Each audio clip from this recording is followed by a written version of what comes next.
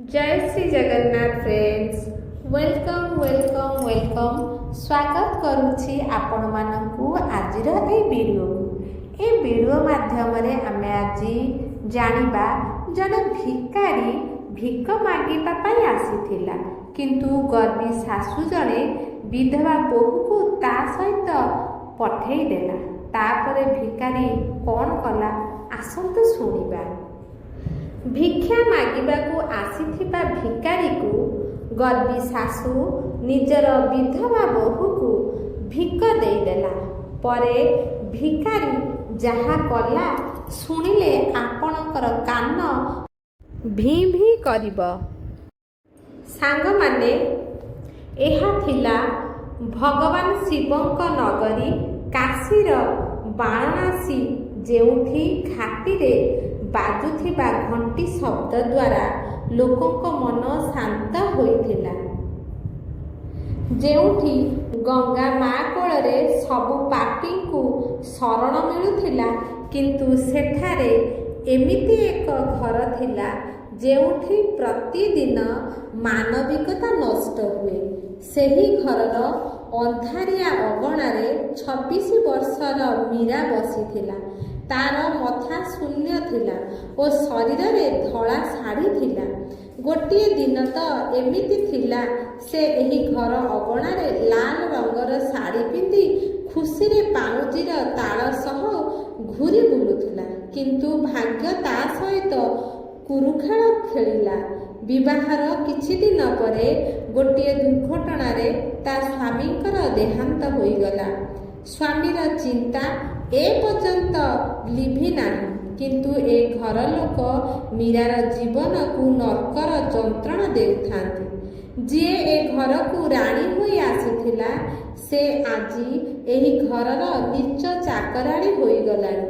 ଦିନ ରାତି ଘରର କାମ, ନିଜ ଶରୀରକୁ ବିଶ୍ରାମ ପାଇଁ ମଧ୍ୟ ତାକୁ ସୁଯୋଗ ମିଳେ ନାହିଁ।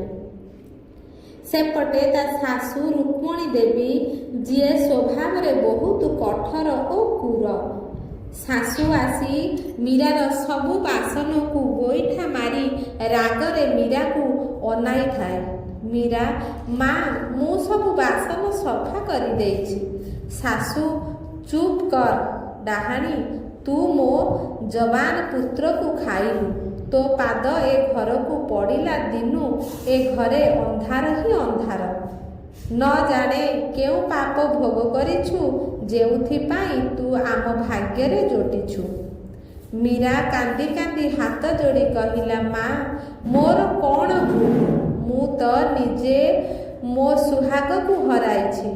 ମୋ ପୀଡ଼ା କେହି ବୁଝି ନାହାନ୍ତି କାହିଁକି? ଶାଶୁ ମୀରାର ଚୁଟି ଜୋରରେ ଧରି କହିଲେ, ହେ ଡାହାଣୀ, ମନ ହେଉଛି ତୁ ତଣ୍ଟି ଚିପିଦେବି।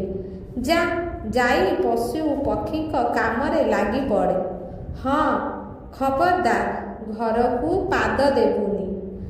ଦିନ ଯାଇ ରାତି ଆସିଲେ ସମସ୍ତେ ଖାଇ ପିଇ ଶୋଇବାକୁ ଗଲେ, ସେତେବେଳେ ନଣନ୍ଦ ଗୋଟିଏ ଥାଳିରେ ବାସି ରୁଟି ଓ ଡାଲି ଆଣି କୁକୁରକୁ ଦେଲା ପରି ପକେଇ ଦେଇ କହିଲା, ନେ ଖାଇଦେ, ନଚେତ ଏତିକି ବି ମିଳିବ ନାହିଁ। କିନ୍ତୁ ଏଥିରୁ ବାସି ଗନ୍ଧ ଆସୁଥିବା, କିନ୍ତୁ ଭୋକ ଏତେ ଭୟାନକ ଥିବ ଯେ ମୀରା ସେ ବାସି ରୁଟିକୁ କାନ୍ଦି କାନ୍ଦି ଖାଇଦେଲା।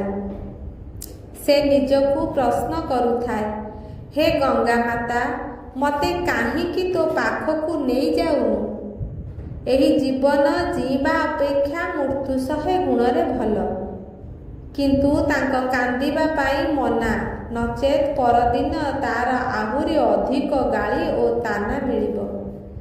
ଏମିତି ଅନେକ ଦିନ ବିତିଗଲା। ମୀରା ଶୁଖି ଶୁଖି କଣ୍ଟା ହୋଇଗଲା, ବାସ୍ କେବଳ ଜୀବନ୍ତ ମୁର୍ଦାର ପରି।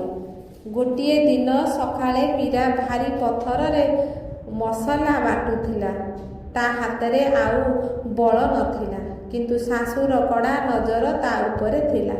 ସେତେବେଳେ ଘର ଦୁଆର ବାହାରେ ଗୋଟିଏ ଭିକାରୀ ଆସି କହିଲା, ବୋହୂ, ମା, 2 ଦିନରୁ କିଛି ଖାଇନାହିଁ, କିଛି ଖାଇବାକୁ ଦିଅ। ସେତେବେଳେ ରୁକ୍ମଣୀ ଦେବୀ ରାଗ ତମ ହୋଇ ଆସି କହିଲେ, ଆରେ ଭିକାରୀ, ଏଠୁ ଚାଲିଯା, ଆମ ଘରୁ ତୋତେ କିଛି ମିଳିବ ନାହିଁ। ସେତେବେଳେ ରୁକ୍ମଣୀର ଆଖି ମୀରା ଉପରେ ପଡ଼ିଲା। ରୁକ୍ମଣୀ ଦେବୀ କହିଲା, ଆରେ ଭିକାରୀ ରହିଯା। ଶାଶୁ ମୀରାର ଚୁଟି ଧରି ତାକୁ ଘୋଷାଡ଼ି ଘୋଷାଡ଼ି ଭିକାରୀ ପାଖରେ କଚାଡ଼ି ଦେଲା। ସିଧା ଯାଇ ଭିକାରୀ ଗୋଡ଼ ତଳେ ପଡ଼ିଗଲା। ଶାଶୁ କହିଲା, ନେ ଭିକାରୀ, ଆକୁ ନେଇଯା। ତୁ ତାକୁ ମାରେ, ରଖେ କି ତୋ ସହିତ ଭିକ ମାଗୁ, କିନ୍ତୁ ଏ ଡାହାଣୀକୁ ଏଠୁ ନେଇଯା। ମୀରା କାନ୍ଦି କାନ୍ଦି ଶାଶୁଙ୍କ ଗୋଡ଼ ତଳେ ପଡ଼ି କହିଲା, ମା, ଏମିତି କରନ୍ତୁ ନାହିଁ। ଆପଣ ମୋତେ ଖାଇବାକୁ ନ ଦିଅନ୍ତୁ, ମାଡ଼ ଗାଳି କରନ୍ତୁ, କିନ୍ତୁ ଏହି ଅଜଣା ଲୋକ ସହ ପଠାନ୍ତୁ ନାହିଁ। ମୋର ଏହି ଦୁନିଆରେ କେହି ନାହାନ୍ତି। ମୁଁ କେଉଁଆଡ଼େ ଯିବି, ମୋ ଉପରେ ଦୟା କରନ୍ତୁ ମା। କିନ୍ତୁ ସେହି ପ୍ରଖର ହୃଦୟର ଶାଶୁ କିଛି ଶୁଣିଲା ନାହିଁ। ଗୋଇଠା ମାରି ଧକ୍କା ଦେଇ କହିଲା, ଡାହାଣୀ, ତୁ ମୋ ପରିବାରକୁ ଖାଇଯିବୁ। ଆଉ ଗୋଟିଏ ମୁହୂର୍ତ୍ତ ତୁ ଏଠାରେ ରହିପାରିବୁ ନାହିଁ। କହି ଦୁଆର ବନ୍ଦ କରିଦେଲା। ମୀରା ଦୁଆର ବାହାରେ ଠିଆ ହୋଇ ଭୋ ଭୋ ହୋଇ ଚିତ୍କାର କରି କାନ୍ଦୁଥାଏ। ସେ ଭିକାରୀ କିଛି ନ କହି କେବଳ ମୀରାକୁ ଦେଖୁଥାଏ। ଭିକାରୀ ମୀରାକୁ କହିଲା, ଚାଲ ମୋ ସହିତ, ଆଉ ତୁମ ଆଖିରୁ କେବେ ଲୁହ ଗଡ଼ିବନି। ଏହା ଶୁଣି ମୀରା ଆଶ୍ଚର୍ଯ୍ୟ ହୋଇ ଭାବୁଥାଏ, ଏ ଭିକାରୀ ମୋତେ କିପରି ସୁରକ୍ଷା ଦେବ। ପଛପଟୁ ଗୋଟିଏ ପୋଲିସ ଗାଡ଼ି ଆସି ମୀରାର ସାମ୍ନାରେ ଠିଆ ହେଲା। ସେଥିରୁ ଗୋଟିଏ ଇନ୍ସପେକ୍ଟର ବାହାରି ସିଧା ଭିକାରୀକୁ କଲର ଧରି କହିଲା, ହେ ସଡ଼କ ଛାପ ଭିକାରୀ, ତୁ ଏହି ଝିଅକୁ କିଡନାପ କରି ନେଉଛୁ। କହି ପୋଲିସ ଗୋଟିଏ ଥାପଡ଼ ଭିକାରୀକୁ ମାରିଲା। ମୀରା କହିଲା, ନାହିଁ ସାହେବ, ଏ ଭିକାରୀ ନୁହେଁ, ମୋ ଶାଶୁ ତ ମୋତେ। କିନ୍ତୁ ପୋଲିସ କିଛି ନ ଶୁଣି କହିଲେ, ତୁ ଚୁପ୍ ରହ ବିଚାରୀ, ଏ ଭିକାରୀମାନଙ୍କୁ ତୁ ଜାଣିନୁ, ଆଜି ମୁଁ ୟା କଥା ବୁଝୁଛି। ସେତିକି କେବଳ ଗୋଟିଏ ହାବିଲଦାର ଦୌଡ଼ି ଆସି ତାକୁ ଗୋଟିଏ ମୋବାଇଲରେ କିଛି ଦେଖାଇଲା। ଦେଖିବା ମାତ୍ରେ ଇନ୍ସପେକ୍ଟର ଭୟରେ ଥରି ଥରି ଭିକାରୀ ଗୋଡ଼ ତଳେ ପଡ଼ି କାନ୍ଦି କାନ୍ଦି କହିଲା, ସାହେବ, ମୋତେ କ୍ଷମା କରିଦିଅନ୍ତୁ। ମୋ ପରିବାର ରାସ୍ତାକୁ ଆସିଯିବେ। ମୋ ଉପରେ ଦୟା କରନ୍ତୁ। ମୋର ଭୁଲ ହୋଇଯାଇଛି। ଏହା ଦେଖି ମୀରା ଆଶ୍ଚର୍ଯ୍ୟ ହୋଇଗଲା। ଯେଉଁ ପୋଲିସ ପୁରା ସହର ମାଲିକ ହୋଇ ବୁଲୁଥାଏ, ସେ ଆଜି ଭିକାରୀର ଗୋଡ଼ ତଳେ ନାକ ଘଷୁଛି। ପ୍ରକୃତରେ ଭିକାରୀଟି କିଏ? କିନ୍ତୁ ଭିକାରୀଟି କିଛି ନ କହି ମୀରାକୁ ସାଙ୍ଗରେ ନେଇ ଏକ ରେଷ୍ଟୁରାଣ୍ଟକୁ ଚାଲିଗଲା। ଯେଉଁ ରେଷ୍ଟୁରାଣ୍ଟ କେଉଁ 5 ଷ୍ଟାର ଠାରୁ କମ୍ ନଥିଲା। ମୀରା କହିଲା, ଆମେ ଏଠାକୁ କାହିଁକି ଆସିଛେ? ଏଇ ଲୋକମାନେ ଆମକୁ ଏଠାରୁ ଧକ୍କା ମାରି ବାହାର କରିଦେବେ।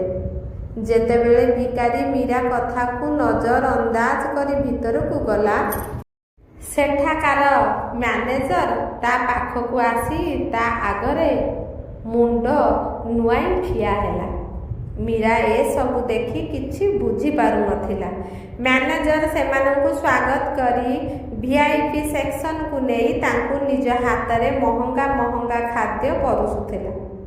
ପାଖରେ ଥିବା ଲୋକମାନେ ଏସବୁ ଦେଖି ଆବାକାବାକ ପରି ଅନେଇଥାନ୍ତି। କାହାରି ମୁହଁରୁ କୌଣସି ଶବ୍ଦ ବାହାରୁ ନଥିଲା। ଭିକାରୀ ମୀରାକୁ କହିଲା, ତୁମକୁ ଆଉ କେବେ ଭୋକିଲା ରହିବା ପାଇଁ ପଡ଼ିବ ନାହିଁ। ଏଇ ସବୁ ଖାଦ୍ୟ ତୁମ ପାଇଁ। ବହୁତ ଦିନ ଭୋକ ଓ ଏମିତି ଖାଦ୍ୟ ସେ କେବେ ଖାଇନଥିଲା। ତେଣୁ ସେ ନିଜ ଲୁହକୁ ଅଟକାଇ ପାରିଲା ନାହିଁ। ମୀରା ଓ ଭିକାରୀ ଦୁହେଁ ଖାଇବା ପାଇଁ ଲାଗିଲେ। ମୀରା ଅନୁମାନ କରୁଥାଏ, ପୋଷାକ ତ ତାର ଭିକାରୀ ପରି, କିନ୍ତୁ ଖାଦ୍ୟ ଖାଇବାର ଢଙ୍ଗ କୌଣସି ରାଜାଠାରୁ କମ୍ ନୁହେଁ।